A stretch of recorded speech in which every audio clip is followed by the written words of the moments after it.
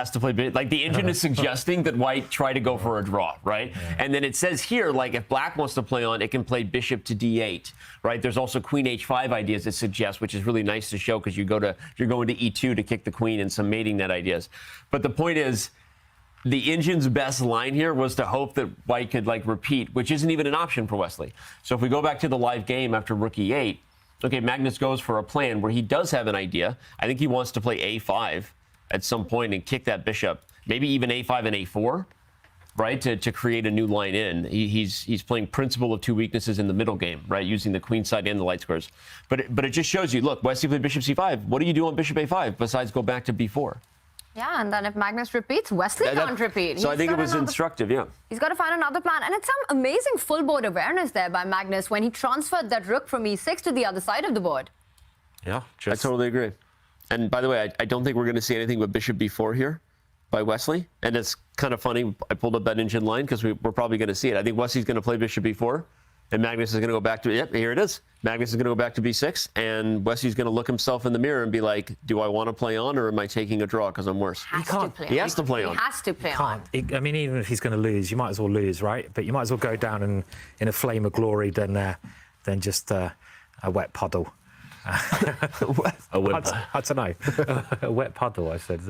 Is that like, because you like cry yourself? What was that? Like you cry yourself just like, a bit wet, like are you peeing yourself? Like, can I say that? I mean, why are you sitting in a wet puddle? I don't get it. I don't know, just thinking wet puddles, I don't know, wet puddles.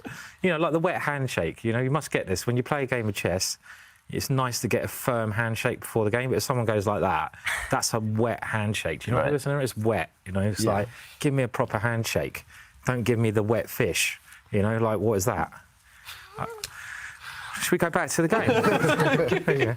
Yeah. It's a great time to go back to the game because we were talking about how is Wesley not going to repeat, but Magnus is the one who refuses the repetition and actually falls back with the bishop. Yeah, really principled. He's opened up the B file for the black rook. A5 is coming. If all the rooks disappear, white has close to 0 winning chances there as well. So, yeah, multiple choices here for Magnus. Of course, if Wesley brings his bishop back, then we'll see that repetition, that dance of bishops and a draw. But, OK, he has to drop it back to a really ugly passive square instead, just to prevent black start square bishop from getting active. And I think Magnus is kind of bullying Wesley in a way. He's saying, OK, I know your best moves are just to repeat. You have to play worse moves. You're only going to help me in your quest to try and win this one. Yeah, just... But it is impressive because he could have played bishop b6 and made Wesley make a move that also would have been bad. But like you said, it was principled. He believed in his idea of relocating the rook to the b file, and he's gonna show it, right? And he obviously knew Wesley wouldn't repeat, so he's like, I'm not even gonna play these games. I believe in my plan. Let's go. Now you're gonna get under a minute. Yeah, and reaching that 1 minute mark. Meanwhile, looking at Magnus, is he heading towards the teapot situation? Wow, Simon. look at that. the teapot, the wet puddle, it's all coming out today. Yeah, I mean, it's... OK, here we go. This is where it could get interesting. So I think Wesley has to try something like this, which is going to create some weaknesses, but you need to plug those light squares as well. And the question is now, if the bishop attacks white's rook, can white try to get his queen in? I think that's what he's trying to do.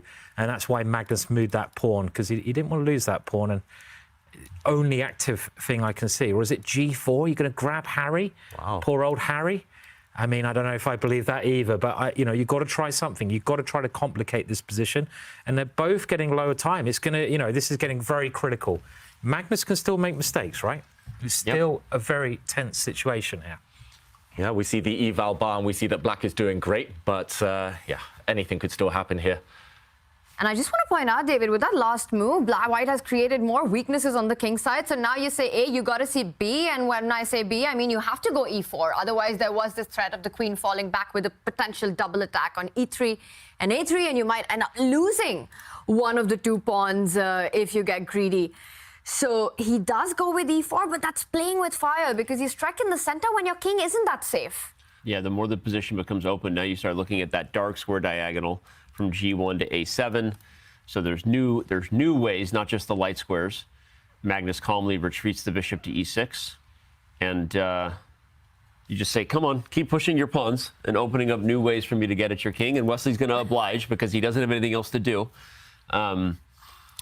But yeah, we're liking Black's chances.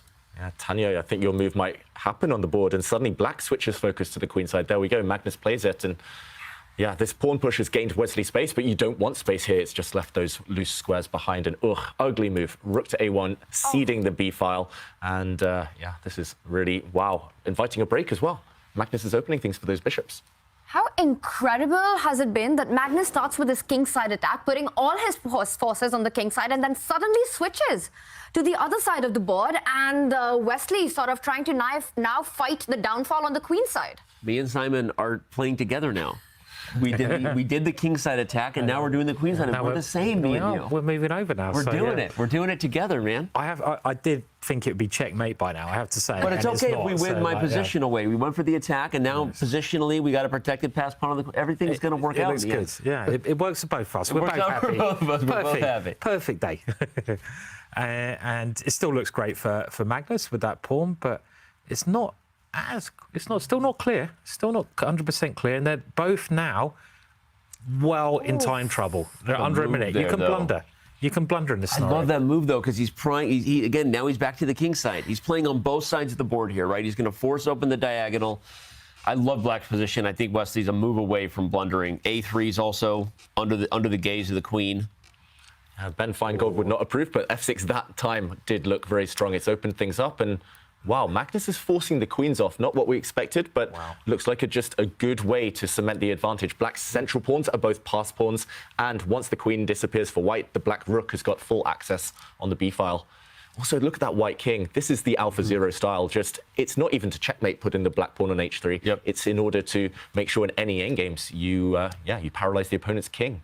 Really nice move. Magnus put his head in hand and kind of shook, but I'm not sure why, because now Wesley's by 5 seconds. It looks great. Has to make a move. He trades the queens. At least not getting checkmated now.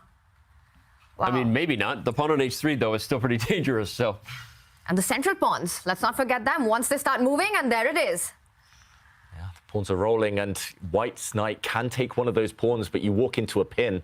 This looks deadly. Black's rooks now are going to line up. Black's central pawn's going to harass this white rook. I think Black is just about to win a piece.